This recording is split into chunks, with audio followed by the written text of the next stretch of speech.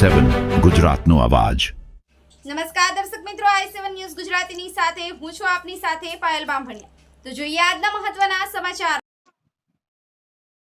દેવગઢ બારિયા પોલીસને પ્રોહિબિશન કાયદા હેઠળ બાતમીના આધારે ઇંગ્લિશ દારૂનો જથ્થો ઝડપી પાડી મોટી સફળતા મળી। મળતી માહિતી મુજબ દેવગઢ બારિયા તાલુકાના ચેનપુર ગામ નજીક પોલીસે દરોડો પાડી ભારતીય બનાવટની વિદેશી દારૂનો જથ્થો ઝડપી પાડતી દેવગઢ બારિયાની પોલીસને કુલ 6,60,912 દારૂ અને રૂપિયા 5 લાખની ગુજર ગાડી સહિત 11,60,912 મુદ્દામાલ કબજે કર્યો છે। આવતી શંકાસ્પદ ગુજર ગાડી પર વોચ ગોઠવી હતી। દરમિયાન ગાડી ચાલક પોલીસને જોઈ ગાડી મૂકી ફરાર થઈ ગયો હતો।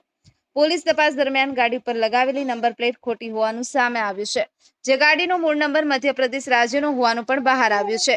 પોલીસે ગાડીમાંથી 49 પેટી વિદેશી દારૂની કુલ 2,352 બોટલો સાથે જપ્ત કરી છે। આ મામલે દેવગઢ બારિયા પોલીસ સ્ટેશનમાં ગુનો નોંધી આગળની કાર્યવાહી હાથ ધરવામાં આવી છે। ફરાર આરોપીની શોધખોળ ચાલુ છે। આ કામગીરી પોલીસ ઇન્સ્પેક્ટર કે રાજપૂતના માર્ગદર્શન હેઠળ પોલીસ ટીમ દ્વારા કરવામાં આવી છે।